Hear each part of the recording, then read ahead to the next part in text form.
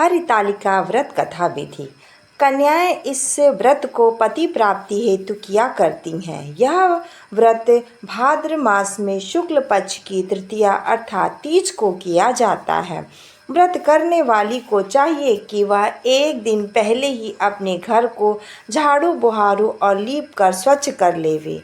बीच आंगन में व्रत के लिए स्थान लीपे, चारों ओर केले के खंभे और मंडप बनवाए, चौक लगवाए और भगवान शिव और पार्वती की प्रतिमा स्थापित करें। कलश को यथास्थान रखे और उसके सामने दीप जलावे। चंदन अगरबत्ती और सुगंध को जलाकर स्वस्थ स्थान को सुगंधित करे।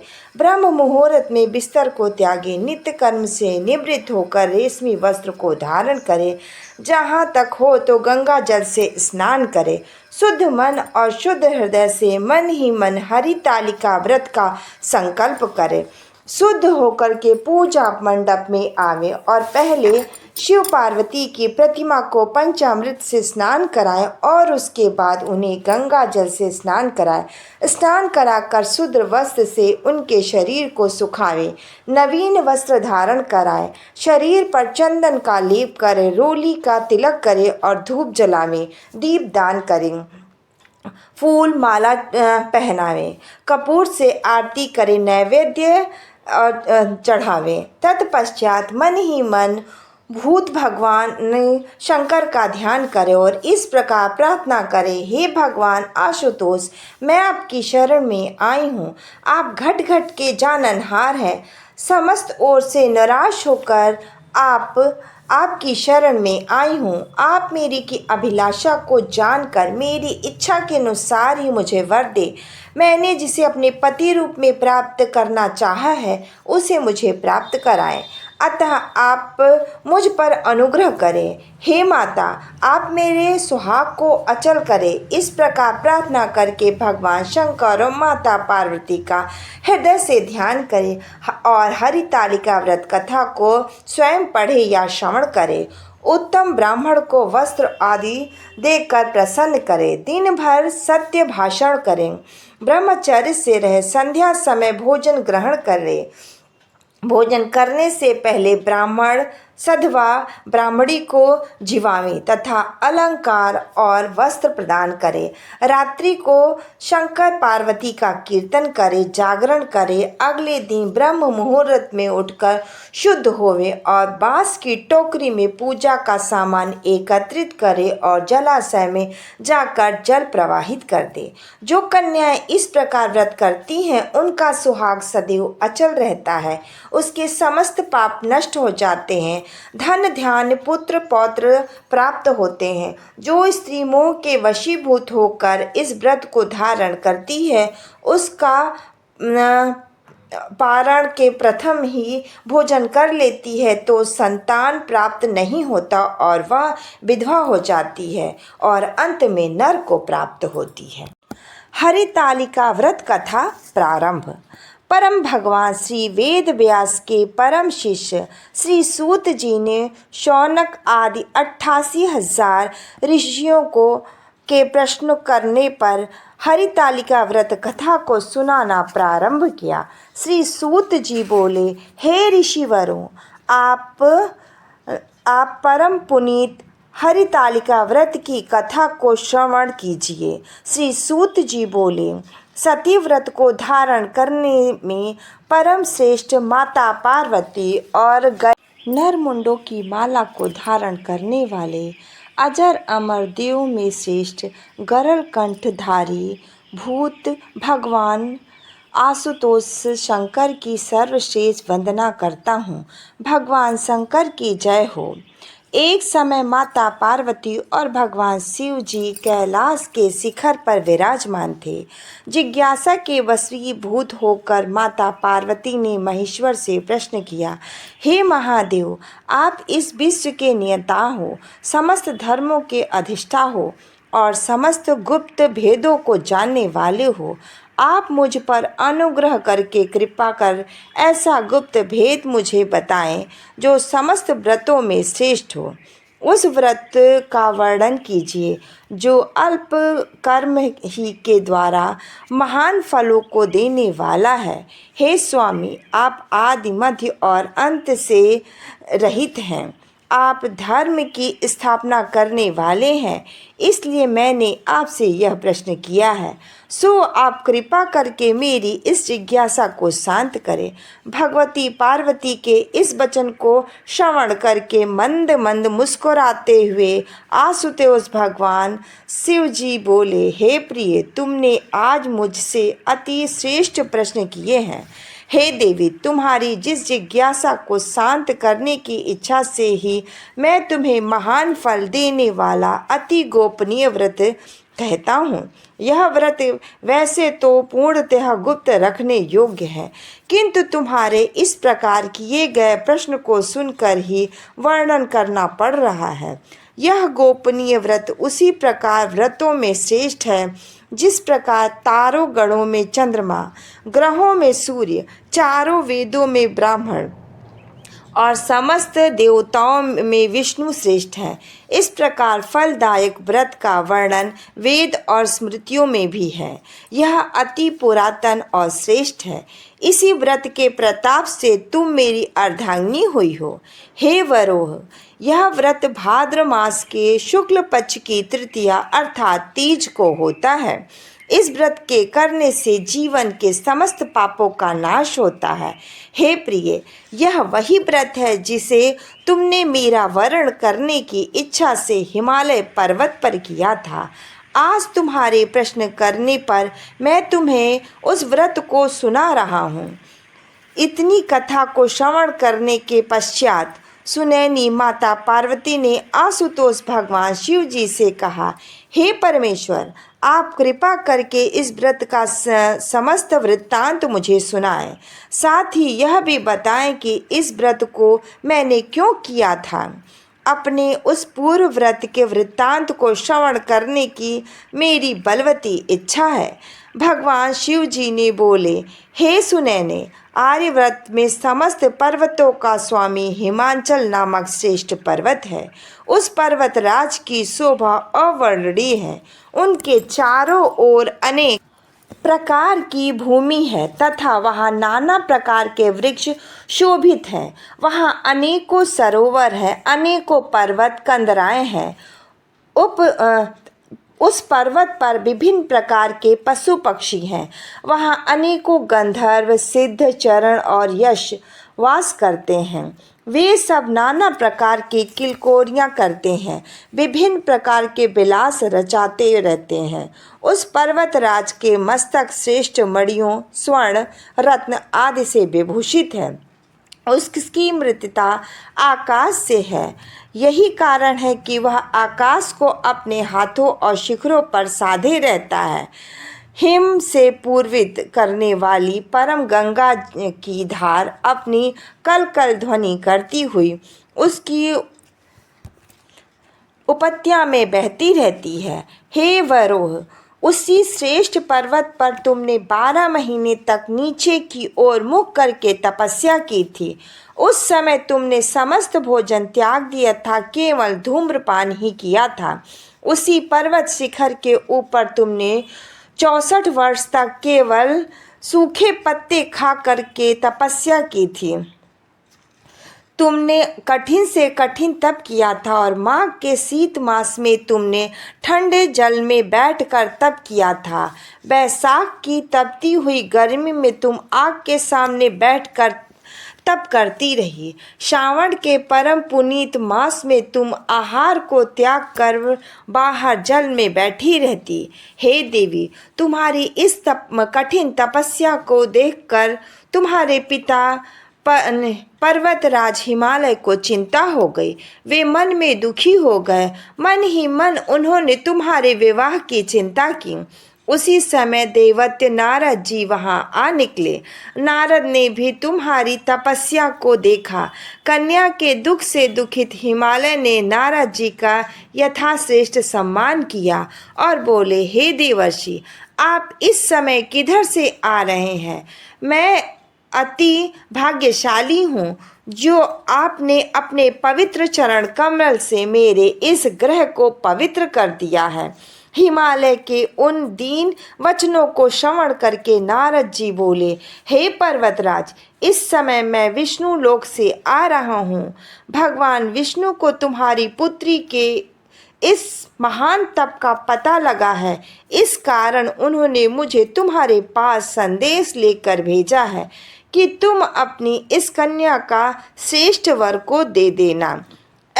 वैसे तो तुम स्वयं ही जानते हो कि अखिल विश्व में भगवान विष्णु के समान कोई नहीं है, ब्रह्मा और शिव भी उसके समान नहीं है।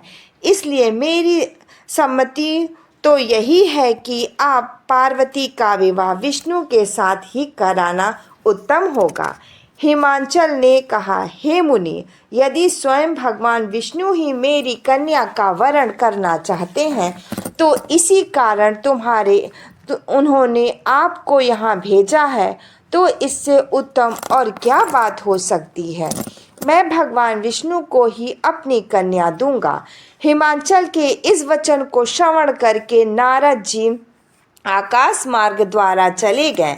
वे तुरंत ही पीतांबरधारी शंकर चक्र गदा पर से विभूषित कमल नयन भगवान श्री विष्णु के सम्मुख जाकर बोले, हे देव, आपके विवाह की चर्चा मैंने हिमवान से जाकर की है। उन्होंने पार्वती का विवाह आपके साथ करना तय कर दिया है। नारद जी की इस बात को सुनकर भगवान विष्णु मुस्कुराकर चुप रह गए। उधर हिमांचल ने अपनी पुत्री के पास जाकर के कहा, हे पुत्री, तेरा विवाह समस्त देवताओं में श्रेष्ठ विष्णु से करना निश्चित किया गया है। अब तुझे प्रसन्न हो जाना चाहिए। पिता के इस वचन को सुनकर पार्वती मूर्छित होकर पृथ्वी पर गिर पड़ी। जब उसे चेत हुआ तो वह अपनी प्रिय सखी के घर चली गई। सखी ने जब पार्वती को इस प्रकार दुख से आहत देखा तो वह बोली, हे पार्वती, तेरा मन दुखी से व्यथित क्यों है? तू मुझसे अपने हृदय की दशा वर्णन कर, मैं अवश्य ही तेरा दुख दूर करने का उपाय करूंगी। सखी के इस शब्दों को श्रवण कर पार्वती ने कहा, हे सखी, मेरे पिता ने नारद जी से कहा है कि मेरा विवाह विष्णु से करने को तय किया है, किंतु वास्तविक बात यह है कि मैं भगवान शंकर को अपना पति मान चुकी हूँ। यदि पिताजी विष्णु जी से मेरा विवाह रचाना चाहेंगे तो मैं अपने धर्म की रक्षा करने की इच्छा से अपने इस शरीर को अवश्य ही त्याग दूंगी। पार्वती के इस वचन को सुनकर सखी ने विचार किया और तब वह बोली, पार्वती, तू अपने हृदय में दुख मत कर। मैं तुझे ऐसी युक्ति बताती हूँ जिससे तेरा विवाह निश्चय ही शिव जी के साथ होगा। तू मेरे साथ अपना घर त्याग कर वन को चल। मैं तुझे ऐसे गहन वन में ले चलूँगी जहाँ से तेरे पिता तुझे न पा सकेंगे। पार्वती ने अपनी सखी की उस सलाह को मान लिया और तब वह उसके साथ एक भयंकर जंगल में चली गई। हिमांचल को जब यह पता चला कि पार्वती घर से गायब हो गई है तो उसने अपने मित्रों और सदस्यों को से सलाह की और पार्वती की खोज में उनके चारों ओर दूत दौड़ा दिए, किंतु हिमालय की समस्त चेष्टाएं बेकार हो गई। पार्वती को वे लोग किसी भी प्रकार ढूंढ न सके। तब शोकातुल होकर हिमांचल मूर्छित होकर पृथ्वी पर गिर पड़े। हिमालय के साथियों ने भी किसी प्रकार से उनको धीरज बंधाया। तब हिमालय स्वयं पार्वती की खोज में निकल पड़े। वे बन बन भटकते रहते, उनको तन बदन की सुध तक न रहती। वे पार्वती की खोज करते हुए वन में घूमने लगे। पार्वती घर से निकलकर अपनी सखी के साथ एक बहुत बड़ी नदी के तट पर पहुंची। उसी नदी के तट पर आगे जाकर उन्होंने एक विशाल वन देखा। उस वन के अति घना और भयानक था। नाना प्रकार के हिंसक पशु वन में वास करते थे। इसी वन में एक गुफा थी। पार्वती ने अपनी सखी के साथ उस गुफा में रहना आरंभ कर दिया। पार्वती ने अन्न को त्यागा और वहाँ उन्होंने भयंकर भगवान शिव की एक रेत की प्रतिमा बनाई और उस प्रतिमा की आराधना करने लगी। उसी समय में भादो मास की हस्त नक्षत्र युक्त तृतीया आ गई। पार्वती ने उस दिन भी शिव जी का विधिवत पूजन किया, रात भर जागरण किया और शिव लीलाओं का वर्णन किया। पार्वती के उस महान तप को देखकर भगवान शिव जी सिंहासन हिल गया और उसी क्षण वे पार्वती के सम्मुख जाकर उपस्थित हो गए और बोले, हे पार्वती, हे तुमसे अति प्रसन्न हूँ, वर मांगो। भगवान सदाशिव को अपने सम्मुख उपस्थित देखकर पार्वती का हृदय कमल खिल उठा। मन चाहा वर मांगने की बात सुनकर पार्वती ने कहा, हे महेश्वर, यदि आप मुझ पर प्रसन्न हैं तो वर देना चाहते हैं तो कृपा करके मुझे अपनी पत्नी के रूप में स्वीकार कर ले। मन चाहे वर को देख करके शिव जी अपने निवास स्थान को लौट गए। उसके बाद ही हिमालय पार्वती को ढूंढते हुए उसी वन में जा पहुँचे जहाँ पार्वती अपनी सखी के साथ रह रही थी। उन्होंने दूर से ही दो कन्या देखी। पास आने पर उन्होंने अपनी प्रिय पुत्री पार्वती को पहचान लिया। पार्वती को देखकर वे उसके पास पहुँचे और उसे हृदय से लगाकर विलाप करने लगे। उन्होंने कहा, हे पुत्री, तुम इस महान भयानक वन में इस हिंसक पशुओं के मध्य क्यों निवास कर रही हो? चलो अब घर चलो। पिता के वचन सुनकर पार्वती ने कहा, हे पिता, आज जब आपने मुझे घर से चले आने का कारण ही पूछा है तो मैं आपको स्पष्ट बताए देती हूँ कि मैंने तन मन से भगवान शिव को अपना पति मान लिया है, किंतु जब आपने मेरा विवाह विष्णु से करना तय कर दिया तो मैं अपने धर्म की रक्षा को इस वन में चली आई। पार्वती की बात सुनकर हिमांचल बोले, हे पुत्री, यदि तुमने भगवान सदाशिव को अपना पति स्वीकार कर लिया है तो इससे मुझे तनिक भी आपत्ति नहीं। तू लौट कर घर चलो, मैं तुम्हारी इच्छा के विरुद्ध कोई भी काम नहीं करूँगा। पार्वती जी के साथ घर लौट कर आए और तब हिमांचल ने पार्वती का विवाह शिव जी के साथ करा दिया।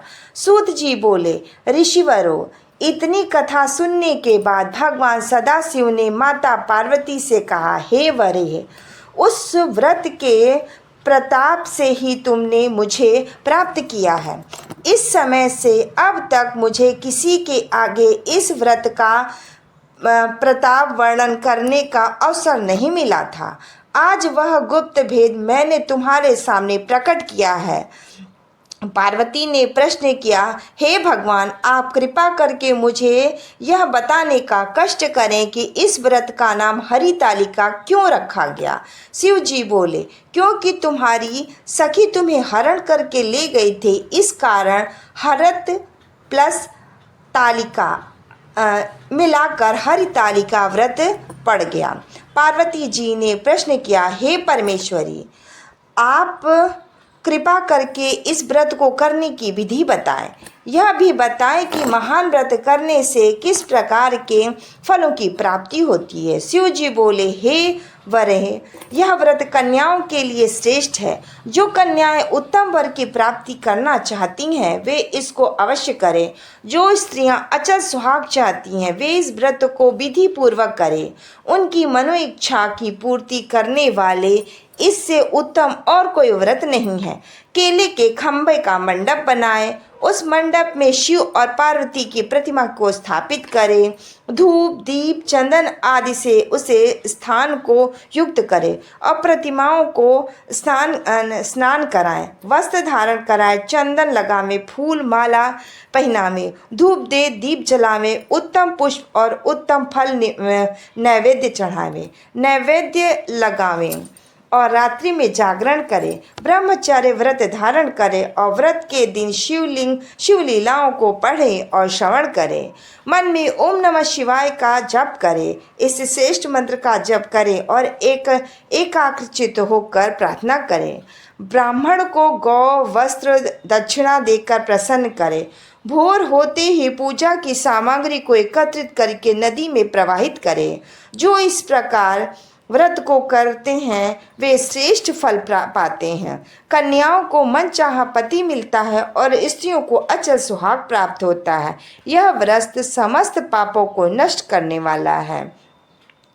बोलो शंकर भगवान की जय।